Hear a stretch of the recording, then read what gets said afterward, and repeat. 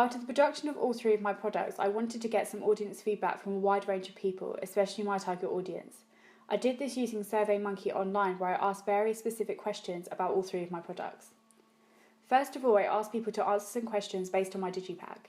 As you can see, the majority of people who answered these questions fit into my target audience of females around 16 to 21 years of age, with female participation at 64%, along with a 52% rate of 16 to 21-year-olds.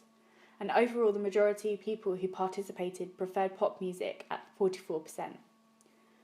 As I went on to ask questions about my digipack, I wanted to get more feedback on the combination of my three products, and thankfully the vast majority agreed with the previous target audience research, as they said that all three products linked together successfully. When I asked about the photography used and if it portrayed the artist's style, 96% said yes, however 4% disagreed. Now, thinking about it, I know that some of the people participating are not within my target audience and don't like pop music. Therefore, they may not know a lot about the artist in order to answer the question properly. Despite this, I am happy that the majority of people do like the photography and think it does suit the artist's style. When asking them if they would buy the product based on the design of it, I am happy to see that again the majority said yes, however 20% of people said no. Again, this may be because they aren't a fan of pop music and obviously may not want to buy something that they don't like. I am really happy to see that 92% of people recognise that this is a pop music single, meaning I was successful in following pop digipack conventions. However, the 8% who recognised it as an indie single is understandable given the unique photography on the front, which could fall into the unique stereotype of indie music. Finally, I asked my audience what they think I should improve on in my digipack. As you can see, not many people left a reply, making me think no improvements should be made. Some said this on their comments, whilst others exclaimed that the back cover was a little plain. I have to agree with this, however emphasising the fact that this digipack is for a single and therefore isn't as busy as, say, an album with 12 song titles written on the back would be.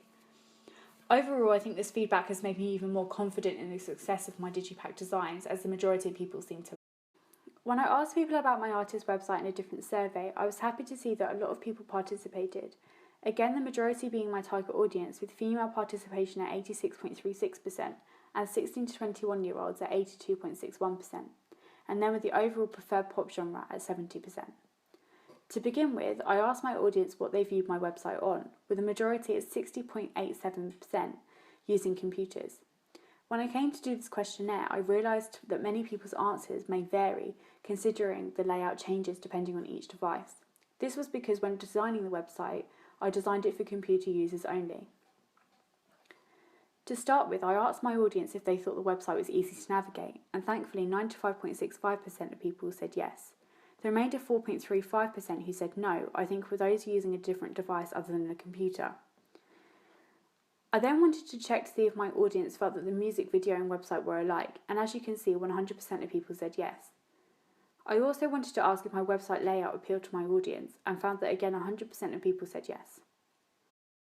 And then finally, I wanted to ask if the photography used helps portray the artist's style.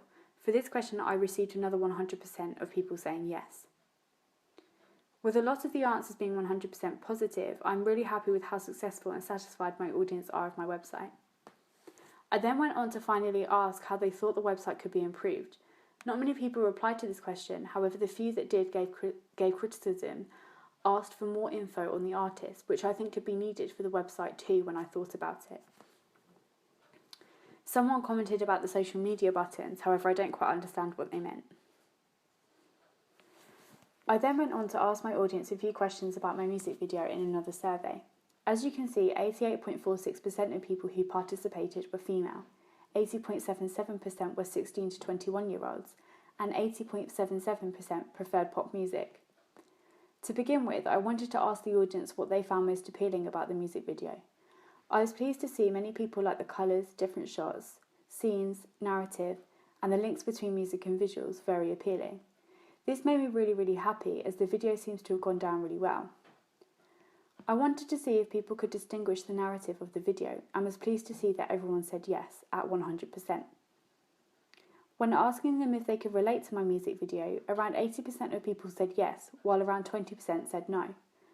This could be because some of the audience are male and the model in the video is female. However, some of the audience may not have been through a breakup before in order for them to fully understand and relate. This all comes down to the way the audience interpret the video, referring to Stuart Hall's reception theory, where he suggests that each particular reader's reception or interpretation of the media creates meaning. I then went on to ask if the audience found the model when nude, sexy or vulnerable. This was due to Laura Mulvey's theory of the male gaze and how men objectify women for their own pleasure. This is often referred to with nudity, and as I have included nudity in my video, I was intrigued to see what the audience thought about it. I was happy to see that the majority of people, at 88.46%, said she was vulnerable, as that is what I wanted the model to portray. However, 11.54% said she was sexy. This perhaps could have been a male response, linking to Laura Mulvey's male gaze theory. I was happy to see that everyone agreed to seeing a link between lyrics and visuals in my music video, making me feel happy with the end result.